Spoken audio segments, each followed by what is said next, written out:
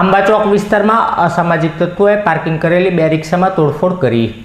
શહેરના આંબા ચોક વિસ્તારમાં રાત્રિના સમયે નારેશ્વર પાસે બે રિક્ષાઓને પાર્કિંગ કરવામાં આવી હતી, જે રિક્ષામાં રાત્રિના સમયે તોડફોડ કરવામાં આવી હતી। ત્યારે આવા આવારા તત્વોને પોલીસ ક્યારે પાઠ ભણાવશે તેવી લોકોમાં ચર્ચા ઉઠવા માંગી હતી।